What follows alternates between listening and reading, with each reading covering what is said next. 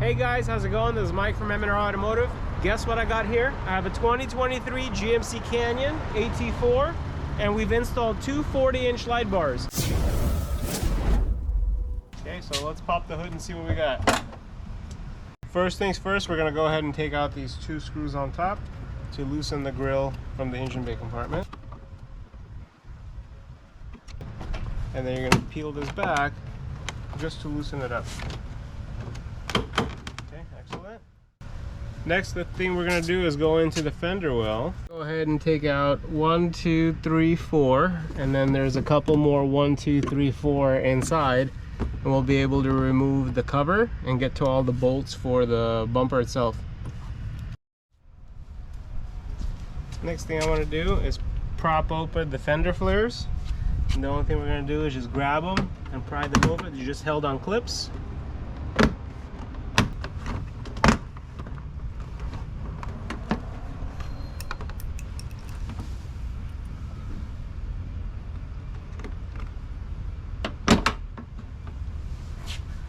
There we go. And we're going to go ahead and remove, there's one more Torx bolt here, and that's going to separate the fender from the front portion of the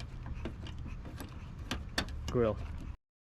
The thing we lost, this fender flare is held up on various clips, so we did lose a couple inside, so we're going to go ahead and just pry them out, because when we are reinstalling it, it'll make it easier if it's inside the actual flare inside of the, as opposed to the vehicle. So we're going to take them out, and then we're going to reinsert them into those grooves, and there's 3 that ended up unclipping pretty good. Now we're going to go ahead and reach in from inside the fender well with a 7mm socket. There's 3 bolts that we're going to loosen up, and that's going to pull the mounting plate down, so that way we can unclip and separate the body panels. I'm going to go ahead and remove it, and then I'm going to show you guys what I'm talking about, so that way you guys can see which 3 they are. But mainly what we're going to do, we're going to go in through here with a 7mm socket, and we're going to loosen up these 3 bolts here. Now that we got this bolt loose, we're going to go ahead and pry this. So now we got this loose, and let's go on the other side and get it loose on the other end as well. Now we're going to go ahead and pry the fender flares out.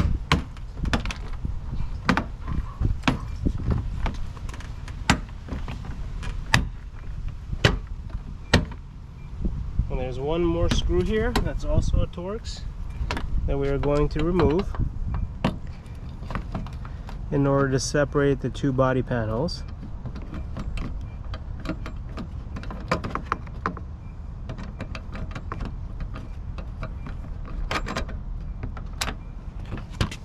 So same thing here, there's a plate here, and then there's going to be 3 bolts, and we have to loosen them in order to be able to separate and unclip this part of the bumper.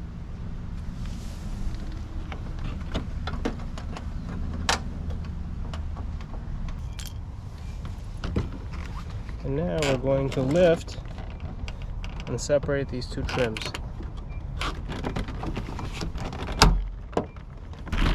See, if you pull on a little bit, it'll start unclipping everything around the headlights. Now that we have the side piece taken off, I want to show you what 3 bolts we loosened in order to get that piece from under the clips. We have 1 bolt here, 1 bolt here, 1 bolt here. These are 7mm bolts, and you get in through the fender well. So you don't have to remove them completely, you just loosen them a little bit, so that way it pulls out, and then you can unclip the sides. Now that we got everything on top and the sides unclipped, let's go ahead and remove some of the bolts on the bottom, so that way we can loosen it up before we take off the front end. The next thing we're going to do is remove the skid plate from the vehicle, and it's a couple of bolts, 1, 2, 3, and then also on the back there's 2 more as well. So I'm going to get the front ones off first. This is a number 13 socket.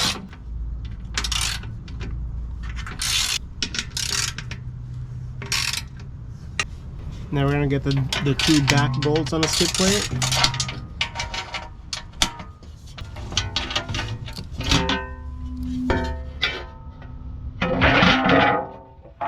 So now we're going to go ahead and remove all the Torx screws that are holding the bottom of the bumper to the vehicle as well. I'm seeing 1, 2, 3, 4, 5, and 6.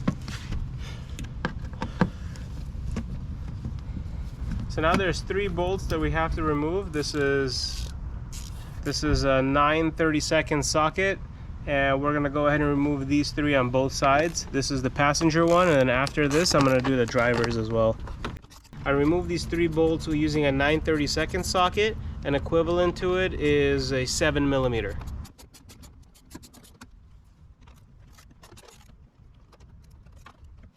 Now we're going to do the same 3 bolts on the driver's side, and we're going to see what else is holding it.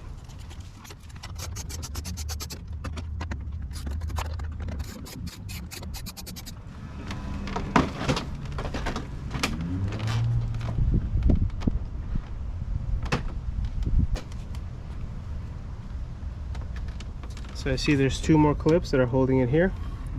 It's actually not a clip, it's a ratchet bolt, so I'm going to go ahead and remove these. And there's bolts here. I'm going to go ahead and loosen them up.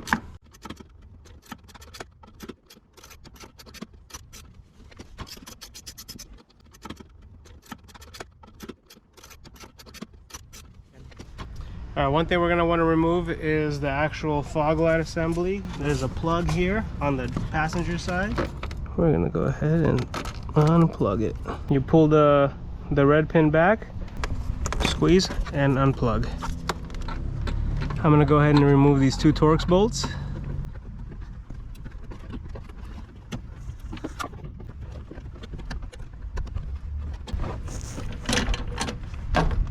And we're going to do the same thing on the passenger side.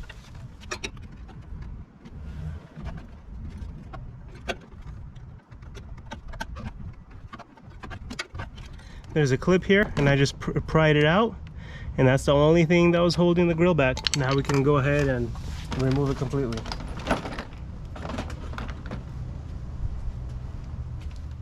Now that we got the front bumper off, let's go ahead and remove these 2 push pins on the driver's side and the passenger. Notice there's a total of 3. We're just removing the 2 bottom ones. So we're just going to pry it and take them out. We will be reusing them after we install the M&R brackets.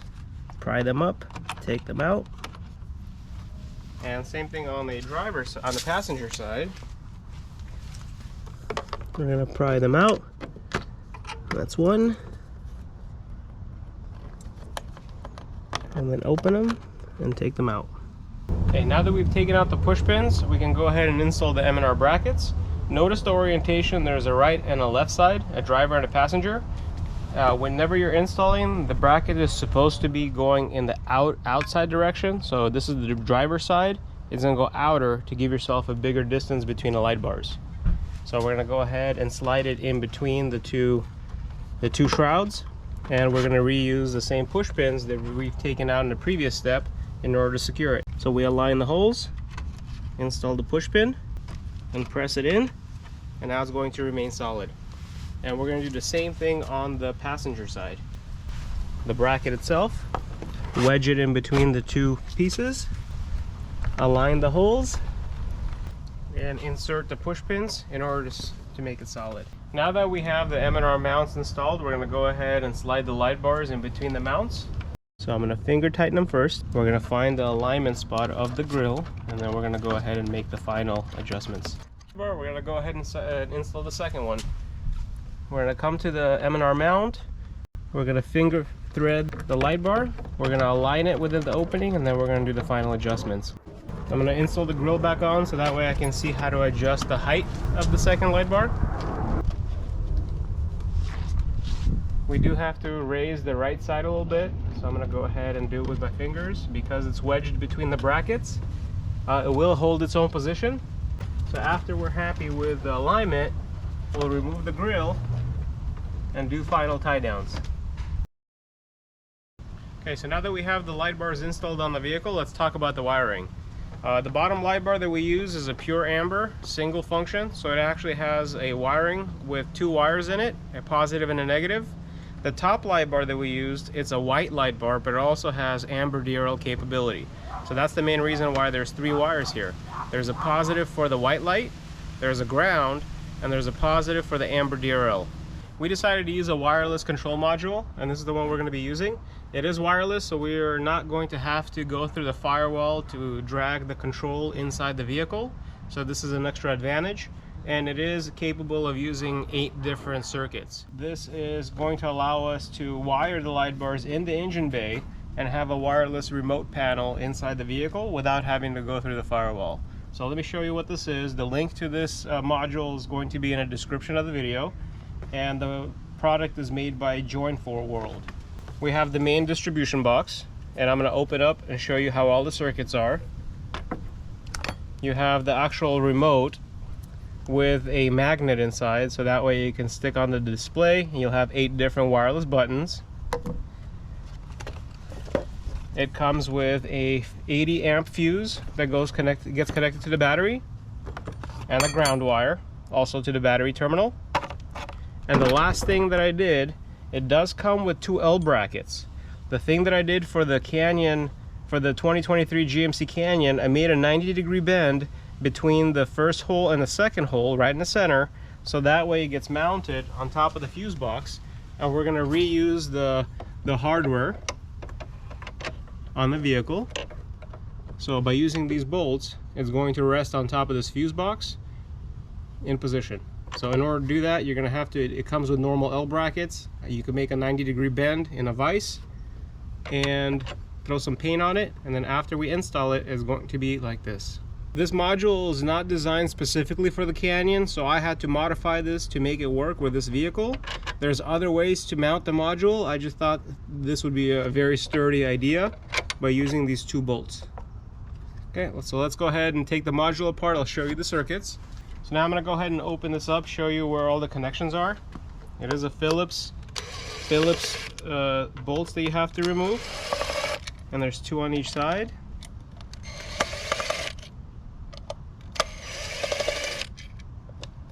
I'm going to go ahead and throw them in the box, and we're going to go ahead and reinstall them at the end of the installation.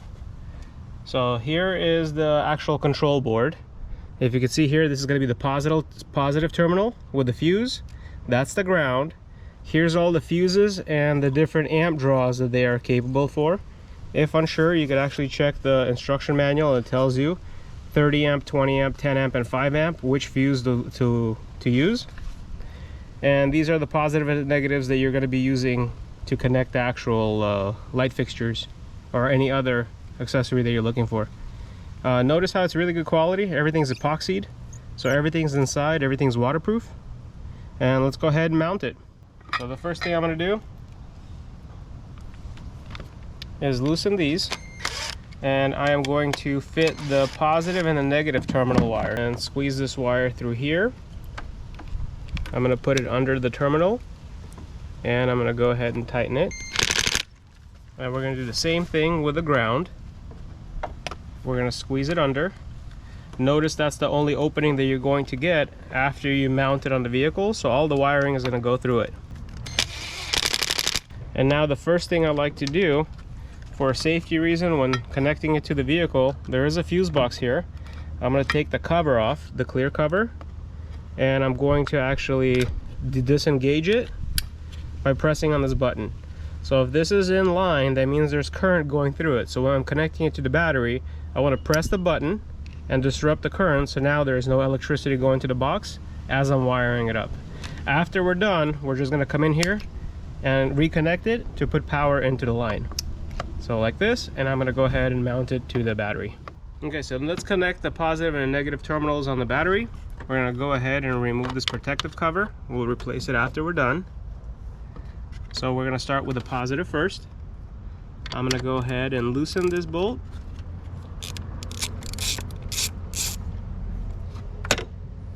I'm going to slide the terminal for it.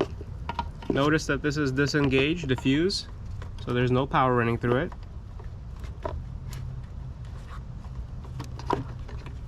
And I'm going to tighten it back up.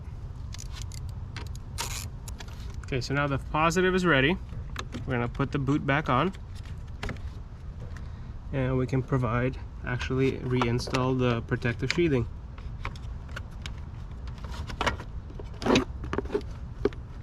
Okay, we're going to do the same thing on the negative terminal.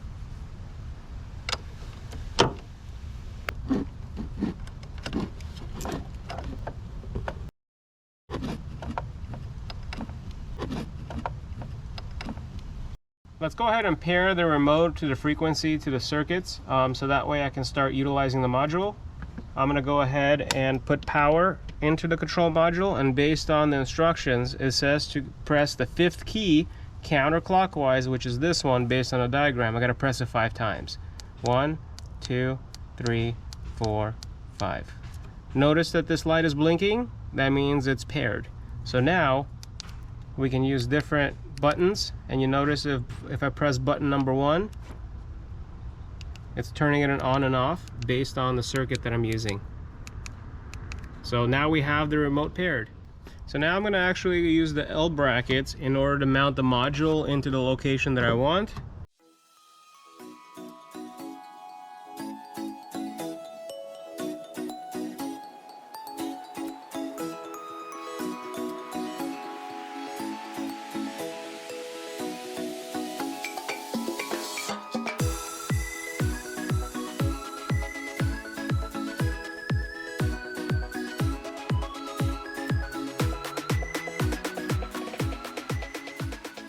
Now let's go ahead and wire 2 of the light bars that we just installed.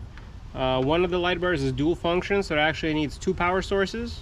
The red wire is the power source for the main white light. The blue is for the Amber DRL capability.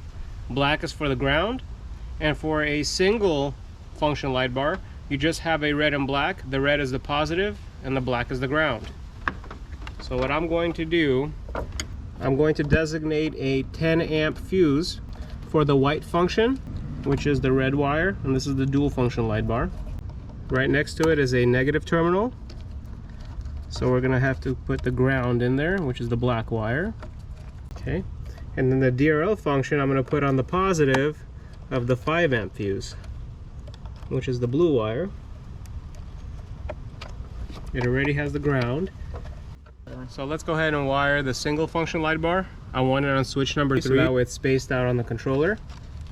Remember to feed the wire from underneath, and that's going to be this circuit. We're going to feed the red cable into the positive and the black into the negative. Okay, so let's go ahead and test it. So for the purpose of our wiring, this switch is going to turn on the white.